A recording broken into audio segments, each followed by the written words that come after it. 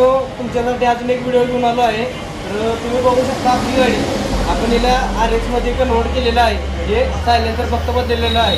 तर हिला smoking point आपल्याला गाडी जशी स्मोक पाहिजे तशी स्मोक होणार. आता तुम्हाला चालू करून दाखवतो. चालू ना किती स्मोक मारते.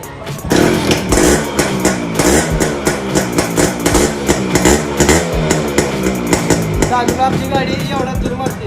तर मी आपल्यासाठी आपल्याला काय वेळेस जास्त दूर पाहिजे नसतं, तर त्याच्यासाठी पण आपण आपल्या गाडीसाठी नवीन पद्धत आणलेली आहे. ती सिस्टीम तुम्हाला दाखवतो. या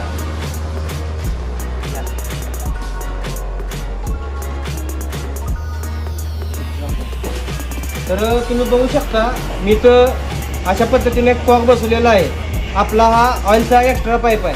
आपल्या आपण पेट्रोलमध्ये टाकीत पेट्रोल टाकताना त्यात ऑइल टाकतो, पण आता नवीन पद्धत दाखवतो तुम्हाला. मी कॉक केलेला आहे. कॉक कशासाठी, तर ही ऑइलचा पाईप आहे. आपल्याला जर जास्त दूर पाहिजे नसेल तर इथून आपण कॉक थोडासा लूज ठेवायचा, म्हणजे जेणेकरून पिस्टन लावायला आपल्याला थोडंसं जास्त जाईल आणि आपल्या गाडीला स्मोक अजून मिळेल. तर तुम्हाला मी आता करून सुद्धा दाखवतो. कॉक थोडाच फिरवलेला आहे, जास्त फिरवायचं नाही. तर तुम्ही बघू शकता गाडी स्मोक हळूहळू किती मारायला चालू होती.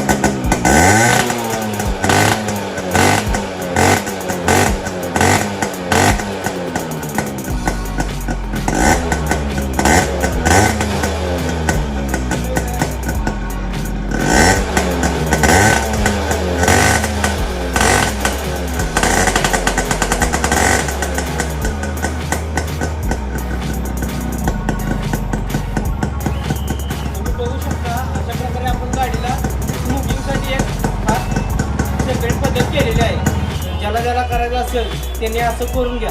ते एवढं लक्षात ठेवा, त्याच्यावर जर ऑइल जास्त झालं तर तुमची गाडी चालू सुद्धा होणार नाही. त्याच्यासाठी तुम्हाला बाकीचं काही ना काहीतरी करावं लागणार.